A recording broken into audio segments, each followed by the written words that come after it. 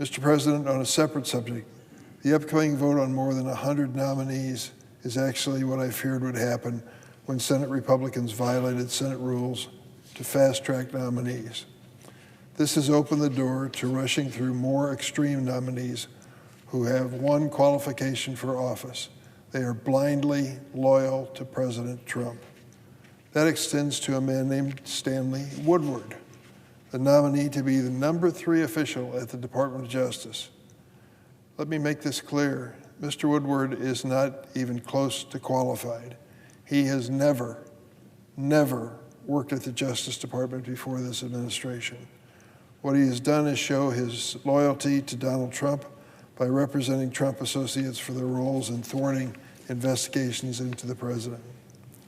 As Associate Attorney General, Mr. Woodward would oversee some of DOJ's most critical programs, including the Office of Justice Programs and the Civil Rights Division.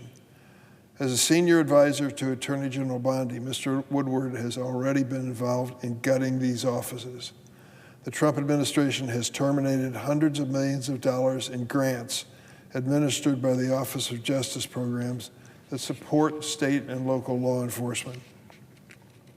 The Trump administration also has gutted Civil Rights Division, which is known for years as the crown jewel of the Justice Department.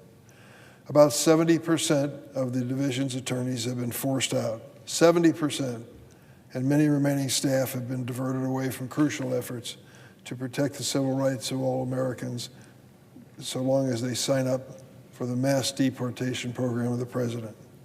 Mr. Woodward also overruled antitrust officials to personally negotiate a settlement with lobbyists in DOJ's challenge to Hewlett-Packard's $14 billion acquisition of Juniper Networks.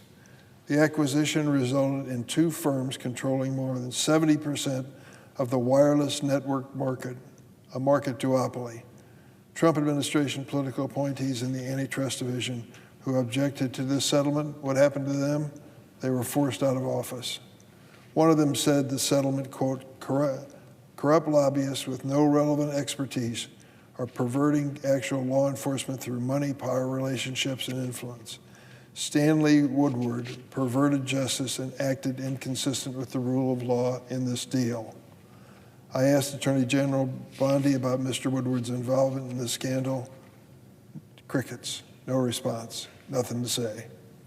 It is wrong to fast-track unqualified and unfit nominees whose only goal is to advance a political agenda at the expense of the American people. Previous Associate Attorney General nominees have received roll call votes on the floor of the Senate and the committee, of course. Take President Biden's nominee for this position, Vanita Gupta. In 2021, Republicans tried to filibuster her nomination in committee and then tried to shut down the committee business before we voted. On the floor, Republicans forced extra procedural votes to slow down her confirmation. Despite my frustration at the time with Republican colleagues for obstructing a highly qualified and experienced nominee to serve as Associate Attorney General, I never sought to short-circuit the constitutional responsibility of members of the Senate of advice and consent.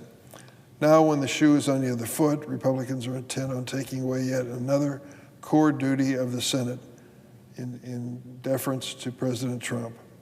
I hope they remember this moment when they resume their minority positions in the future.